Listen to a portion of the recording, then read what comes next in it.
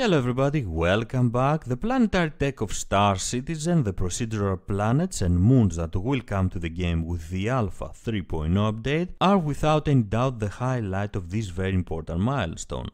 And last week was a real treat for all of us that we believe and support Star Citizen. More specifically, in the latest Around the Verse, we had the opportunity to take a very good look behind the scenes and witness how the developers are building their beautiful worlds.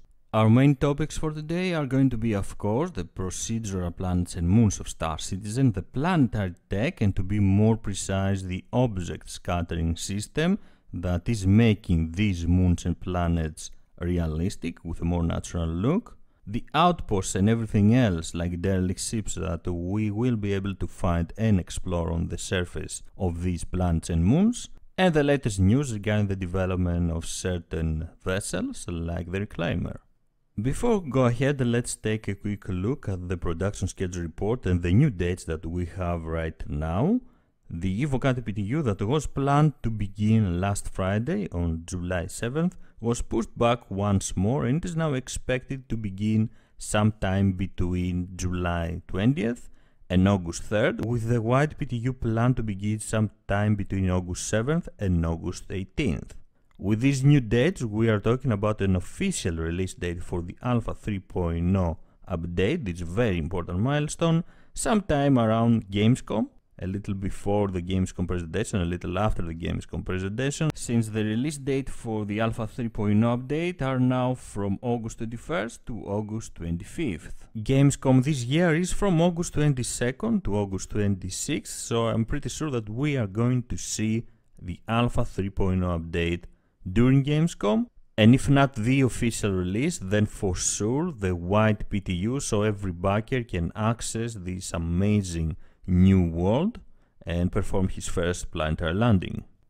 I believe this is the last delay we are going to see for the Alpha 3.0 update. I find it quite unrealistic to have another delay after these new dates, and we are going to see Alpha 3.0 sometime around Gamescom, a little before or a little after the presentation or even during the presentation, especially if we take into consideration the latest message that CIG has left for us, the backers, in the production schedule report, in which they are basically saying that all the main features for the Alpha 3.0 are complete, and this delay is happening for optimization and user experience improvements. So we will have to wait one more month, a bit more than one more month, patiently, until we can have this amazing update on our hands.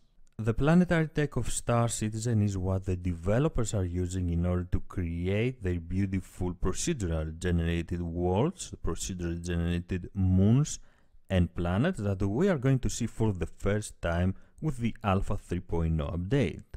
This planetary tech and the procedurally created planets of Star Citizen were introduced to us for the first time in last year's Gamescom, and since then they have been developed, they have become much better. If you would like to hear about how the planetary tech of Star Citizen has evolved over this time, you can follow the link in the description or just click the card at the end of the video. These planets and moons might be procedural generated, but they are very heavily artist driven, which means that the developers of CIG are using procedural techniques in order to create their vast planets, but at the same time they have absolute control. They can decide where to place handcrafted locations, and the planets of Star Citizen are going to be full with handcrafted locations that will increase their value and make them a lot more beautiful. Each one of these planets and moons is going to be unique with its own gravity, ecosystems, weather and atmosphere. The goal is for the players to be able to perform a seamless transition from space to the planet without any cutscene or interruptions. And in order to perform this, in order to achieve this, the developers are using a fixed pool of geometry, which is shared for all planets, and a fixed pool of memory used for text to stream. The geometry is generated on the fly, and textures are procedurally combined, blending many layers. This allows for a seamless transition from space to planet, and for a unique experience for us, the players. One of the tools that the developers are using in order to create beautiful planets and make them look a lot more realistic is the object scattering system, a system that we have heard for the first time a couple months ago, sometime around a couple months ago, and it is the system that it makes the objects on the surface of these planets and moons to be scattered a lot more realistically. If you remember the Gamescom presentation of 2016, you will remember that the planet, Delamar planet, was impressive because it was the first time we were watching the planetary tech of CIG in action, but at the same time the surface of Delamar was quite plain, greyish, with nothing spectacular on it.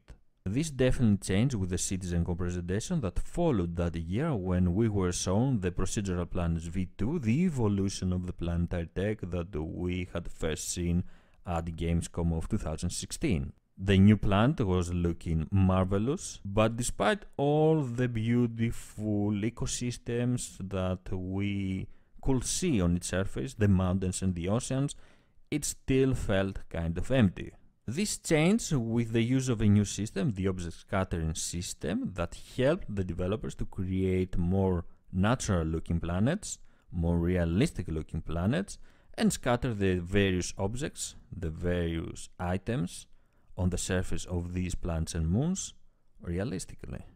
What the developers have basically done was to develop a system where they could define what assets they have, define object groups, objects packages in general, and the scattering is done in an automatic way by the system itself, but it follows a certain logic. It is not completely random. The developers can still define the natural harmony. They have control over what is created. At the same time, they have to be able to work fast. They have to be able to create planets and moons faster.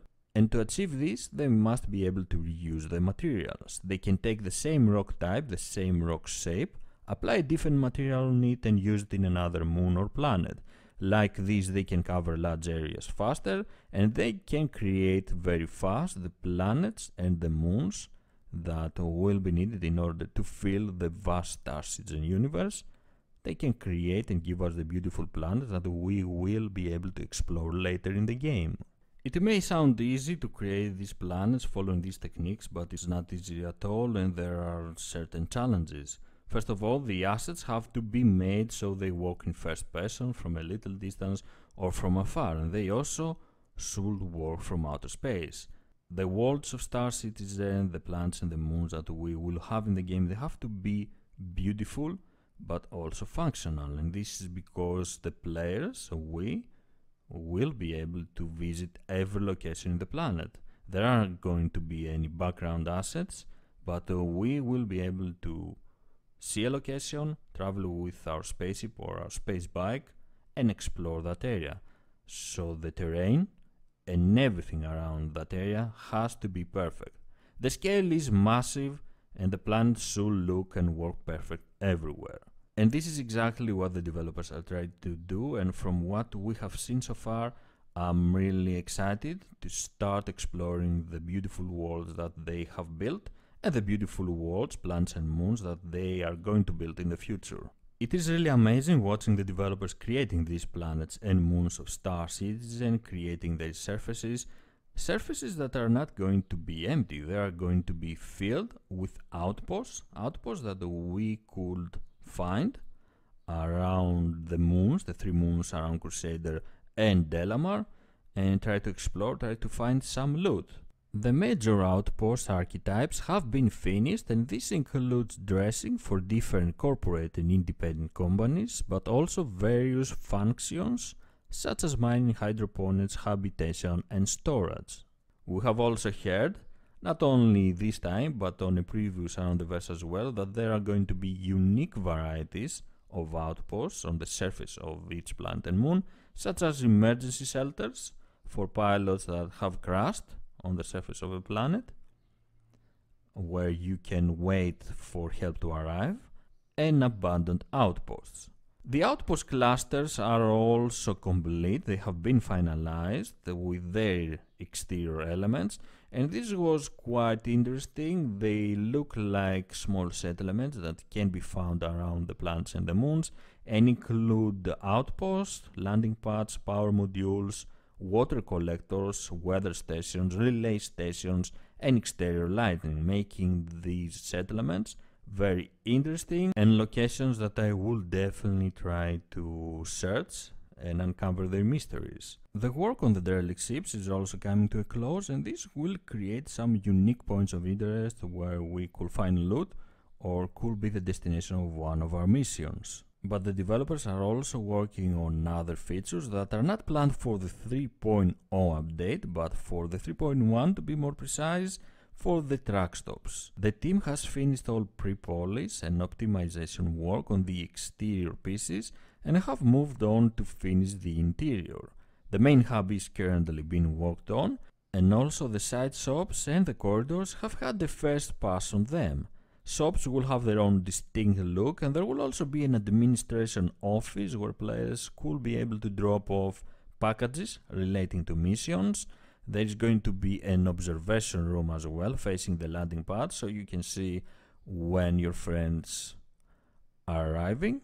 More administration offices will be added to other locations such as Port Olisar and Grim Hex. And talking about Grim Hex, two new shops are going to be added to this location. One is going to be an independent ship's part trader, so we will be able to buy components for our vessels with Alpha UEC, and the other is going to be an old electronics store that may house a mysterious character. Well, that is a quite a mysterious description, and I am really curious now to see what is going on with that character.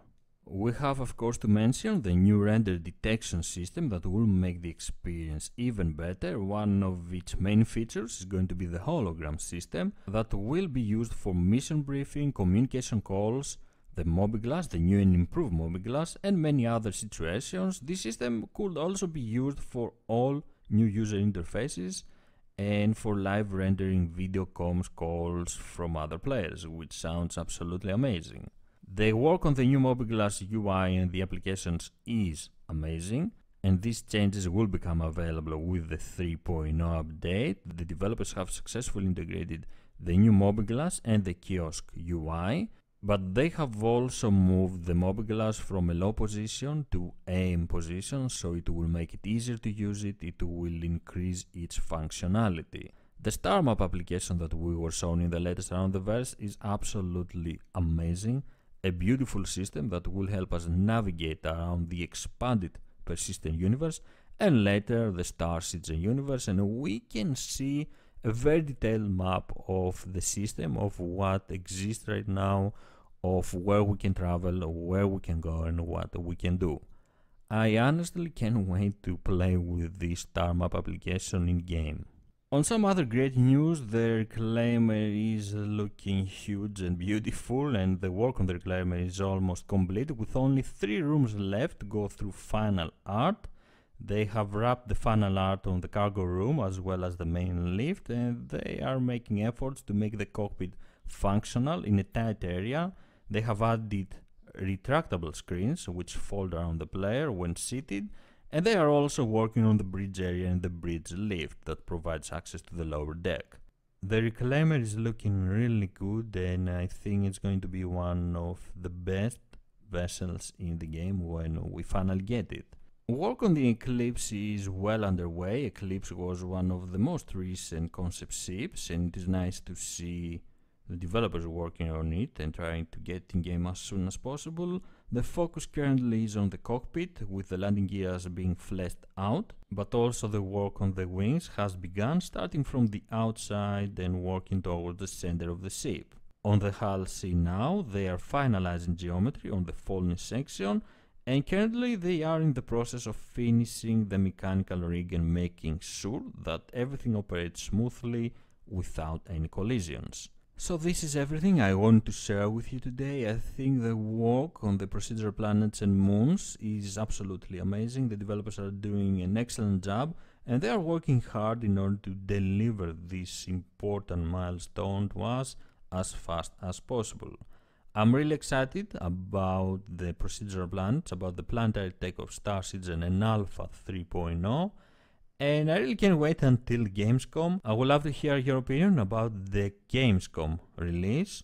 Do you think that there is going to be another new delay? I personally don't.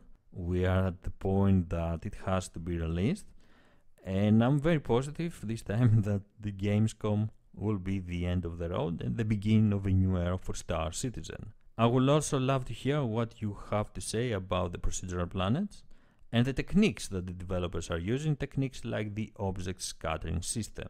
Thank you very much for joining me. If you enjoyed the video, please don't forget to leave a like and subscribe for more. I am SquidofLove and I will see you around the verse. Bye bye.